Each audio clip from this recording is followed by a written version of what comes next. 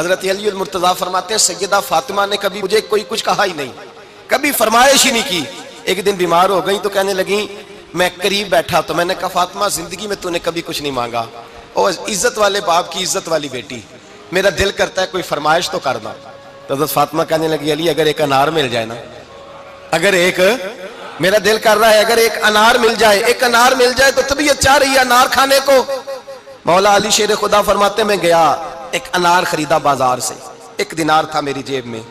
انار خرید کے جب واپس پلٹا نا تو کہتے ایک بوڑھا شخص، ہونٹوں پہ کمزوری، آپ فرماتے ہیں میرے باپ دادا کی عمر کا، لڑکھڑاتے اس کے ہاتھ اور کہنے لگا علی میں بھوکا ہوں کئی دنوں کا۔ حضرت علی فرماتے ہیں میرے پاس وہ 1 ہی دینار تھا جس کا انار آ گیا، کہتے میں نے اسی وقت وہ انار نکالا، اس شخص کے ہاتھ میں رکھا، بوجھل قدموں سے جب میں اندر داخل ہوا نا تو پاک رسول کی پاک بیٹی، عزت والے نبی کی عزت والی بیٹی، صبر والے محبوب کی صبر والی بیٹی، کہتے ہیں جب میں نے اپنا قدم اندر رکھا دروازے کے تو فاطمہ نے میرا اترا ہوا چہرہ دیکھا تو کہنے لگی علی پیسے اللہ کے راستے میں دے آئے ہو، خیرات کر رہے ہو؟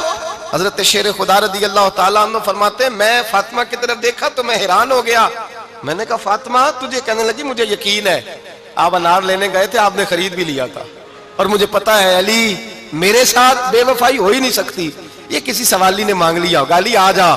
مجھے انار کھانے سے وہ سکون نہیں ملا جو تو اللہ کے راستے میں دے آیا ہے تو سکون ملا ہے، کھانے سے نہیں ملا جو تیرے دینے سے ملا ہے۔ مولا علی کہتے ہیں صبر کر کے میاں بیوی بیٹھ گئے تو دروازے پہ دستک ہوئی، کہتا میں اٹھ کے دروازے پہ گیا تو حضرت سلمان فارسی دروازے پہ کھڑے تھے، انہوں نے نا 9 انار مجھے دیے، کہنے لگے نبی پاک نے بھیجے ہیں، یہ 9 انار ہے نبی پاک نے بھیجے ہیں۔ تو حضرت علی شیر خدا فرمانے لگے ہمارے نہیں کسی اور کے ہیں،